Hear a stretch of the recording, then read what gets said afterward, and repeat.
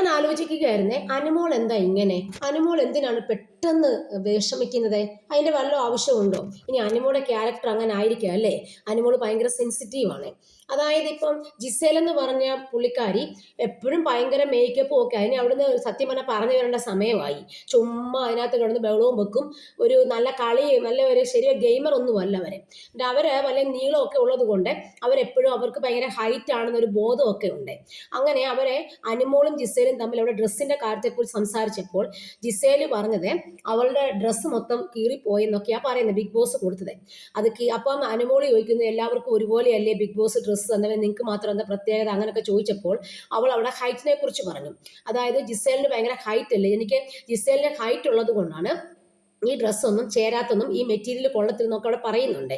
അപ്പോൾ എന്നിട്ട് പറഞ്ഞു അനുമോൾക്ക് ഹൈറ്റ് ഇല്ലെന്നും പറയുന്നുണ്ട്. പിന്നെ അനുമോൾ തന്നെ അന്നെങ്കിൽ അമ്മൂമ്മയുടെ സ്വഭാവമാണ് എടുക്കുന്നത്. അനുമോൾ എല്ലാത്തിനകത്തും കയറി ഇങ്ങനെ കാര്യങ്ങൾ ചോദിക്കുന്നത് കൊണ്ട് ജിസേലിനൊട്ടും ഇഷ്ടപ്പെട്ടിട്ടില്ല. അപ്പോഴേക്കും ഈ ഒരൊറ്റ ചോദ്യത്തിൽ നമ്മുടെ അനുമോൾ ഭയങ്കരമായിട്ട് വിഷമിച്ചു. അതെന്താണെന്നറിയാവോ? ഹൈറ്റ്, നിനക്ക് ഭയങ്കര ഹൈറ്റ് കുറവാണെന്ന് ജിസേല് പറഞ്ഞു. ശരിക്കും പറഞ്ഞാൽ അനുമോൾക്ക് എൻ്റെ ഒരു അഭിപ്രായത്തിൽ ആവശ്യത്തിന് ഹൈറ്റും സൗന്ദര്യവും എല്ലാം ജിസേലിനെക്കാട്ടിലും വളരെ നന്നായിട്ടുണ്ട്. ജിസേലിൻ്റെ അത്രയും ഹൈറ്റ് ഒന്നും വേണ്ട. ഏതാണ്ട് എന്താ പറയുക, ജിറാഫ് പോകുന്നതൊക്കെ എനിക്ക് തോന്നുന്നത് ആ പെൺകുട്ടിയെ കാണുമ്പോൾ. അത്രയൊന്നും ഹൈറ്റിൻ്റെ ആവശ്യം ഒരു പെൺകുട്ടികൾക്കില്ല.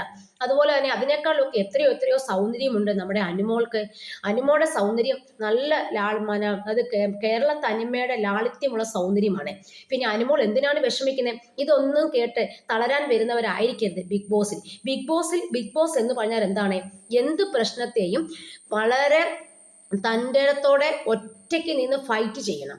ഇവളുമാരുടെ ഈ ജിസേലിൻ്റെ ഒന്നും മുന്നിൽ അനുമോൾ തകരേണ്ട യാതൊരു ആവശ്യവുമില്ല. അനുമോൾ നല്ല ധീരതയോടെ അതിനെ നേരിടണം. ഒരിക്കലും അനുമോൾ കരയാൻ പാടില്ല.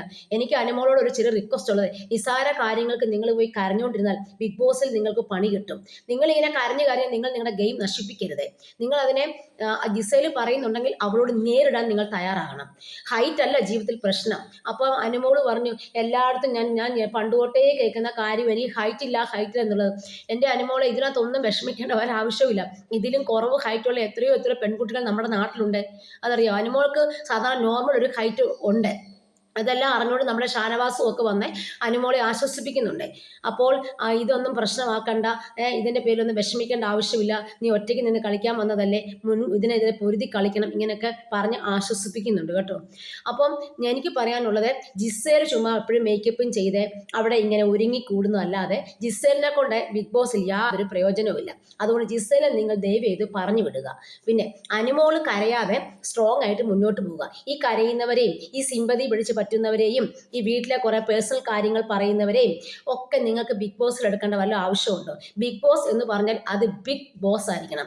എല്ലാ അർത്ഥത്തിലും കാര്യങ്ങളെ നേരിടാനും തൻ്റെ ഇടത്തോടെ കാര്യങ്ങൾ കൈകാര്യം ചെയ്യാനും, ആരൊക്കെ എവിടെ നിന്ന് കളിയാക്കിയാലും, എന്തൊക്കെ നമ്മളെ ബോഡി ഷെയിം ചെയ്താലും, എന്തൊക്കെ ആക്ഷേപിച്ചാലും പോടാ എന്ന് പറഞ്ഞുകൊണ്ട് ഇതൊന്നും എൻ്റെ ശരീരത്തെ ബാധിക്കുന്നതല്ല.